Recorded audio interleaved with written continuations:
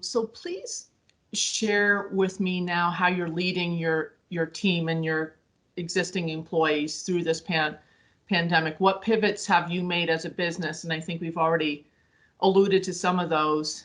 And you might speak a little bit to your company values and how have your values as a company helped you navigate through this pandemic? Just regarding values, I think that it's because we're a family-run business. We got together as a family and said, okay, how much capital is this going to require? Do we want to continue to do this? I mean, I think every business right now is asking that question. I mean, how hard do you want to work through this? Because I'm firmly convinced that the recovery is going to take much, much longer than people anticipate. And if this is going to take a year to get back to where we were, number one, do we have the resources? Number two, do we have the fortitude, to do that? So I think the values came down to just, trust, communication, letting the staff know that, that they're valued, but there isn't any way that I can keep everybody on the payroll for 2 months without that having an impact. So I think we had good relationships with all the employees, but I tried to be as honest as possible with them about what was going to be happening. So, the other thing that I think Charlie, my son, the brewer, who also has a faculty appointment over in fermentation science, his former advisor contacted him to see if we wanted to convert a portion of the tap room over to hand sanitizer for CSU. And I said, absolutely. I mean, that's something that we can do. We worked together with Copper Muse Distillery that made the alcohol. Charlie then denatured it. We brought all of it over into our brew house, denatured it, formulated it, and are making up these carboys of hand sanitizer that we're delivering back over to the MIP program at CSU.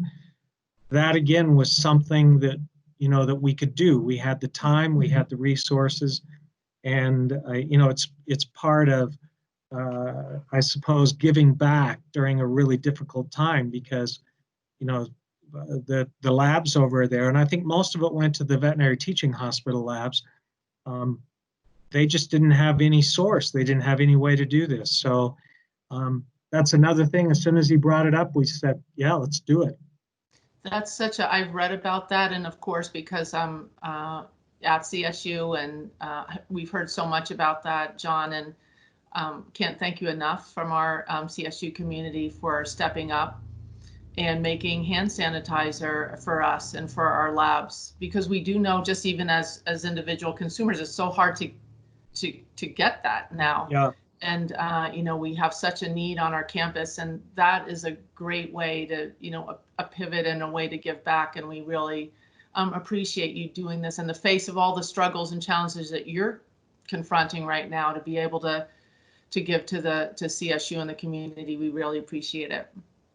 Yeah, and really it's our pleasure to be able to do something like that.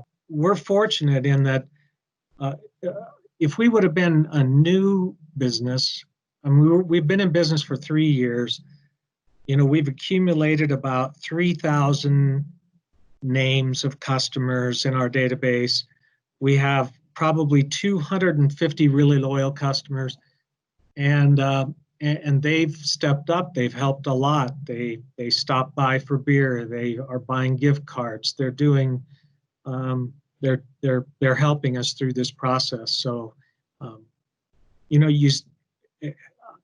don't know, you saw that article in the paper that said that up to 60% of the breweries were considering or thought that they may have to shut down at the end of this process. So I think that's going to be true of an awful lot of small businesses that are undercapitalized or, didn't apply for the SBA PP loan soon enough, or don't understand that process.